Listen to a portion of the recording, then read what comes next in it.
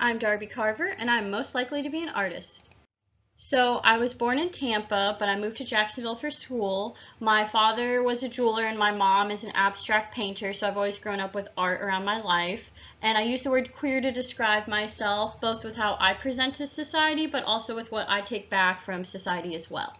So Joseph Beuys is someone I cried about when I learned. I mean, he's just such a huge inspiration for me.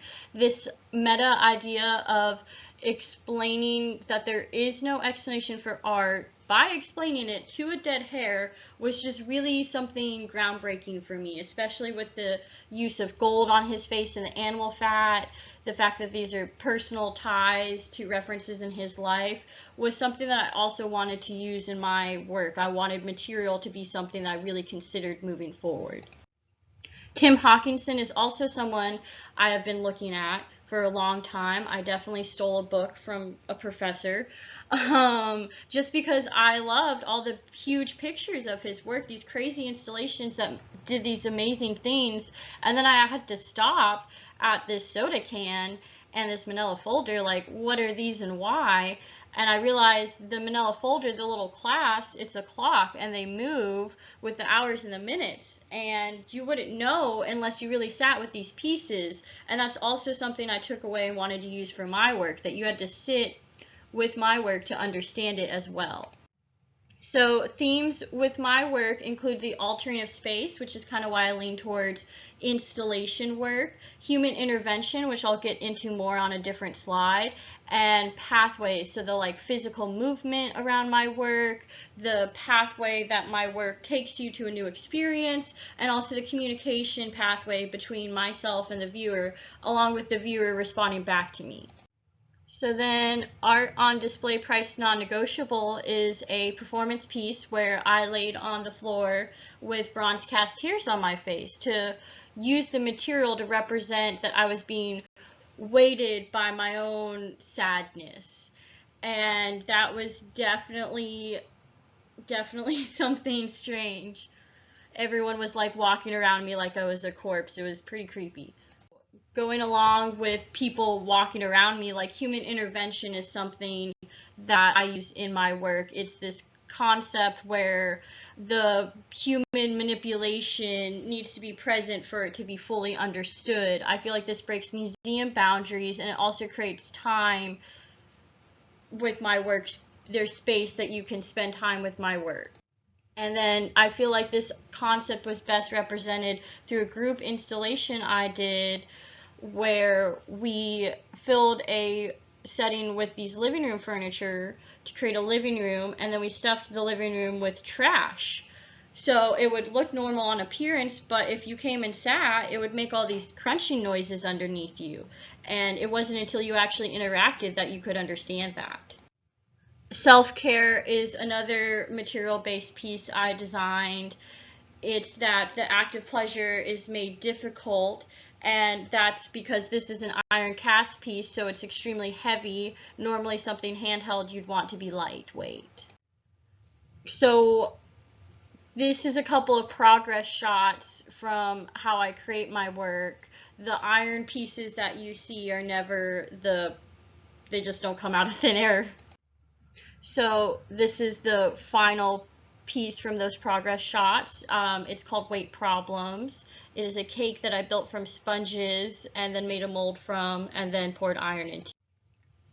So UNF has taught me great skills like welding and the iron casting and woodworking, but the pieces I design tend to lean towards processes like nylon stretching or collecting trash and figuring out how to store live bait properly. You really don't want worms melting in your car.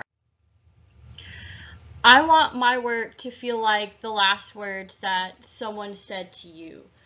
I want it to be where you're trying to remember every detail down to the smell of the moment, but you only have these fragments and your brain fills the gap in the strange ways. So I want my pieces to be visual representations of those strange gaps. This is an iron cast pizza. I did use an actual pizza to create this piece. Iron pouring is a crazy intensive process, but bare bones, you make a mold out of resin bonded sand, and then you pour hot iron into that mold. The iron is cleaned up and then further manipulated, just like how I used oil pastel to like finish the surfaces of those last pieces. This is just a couple little like, you know, we're iron pouring pictures. That's all the molds down a line. You kind of do everyone's as one just because it's really intense. This is the final food casting that I had from the series Weight Problems. This one was made from a deli sandwich and weighs 32 pounds. So I was originally going to do an installation in a senior show at my school. It was going to be with the food pieces I just showed you, along with some other iron pieces I was going to create with the next iron pour that were like little party favors. I basically wanted to create this sad birthday party, and because of the virus affecting things and shutting down the in-school classes, I wasn't able to finish this work or have anywhere to display it. But I still have this grade, I still have this commitment to make this piece, and I decided to react to that with instead making a video work talking about how it's difficult to create when you're like in these boxes, which right now describes how I'm feeling during the virus, but I think we put ourselves into boxes all the time outside of this, which really dampens our creative process. I also use it to reflect upon my life and the piece that I was going to create with the iron food. But now it gets to live, you know, its own life, which is exciting to me as well. So moving forward, I'd like to continue working larger scale. That's what I was doing before this semester kind of changed. Now that I did have the opportunity to make a video work, though, I do actually want to do more performances, which is great.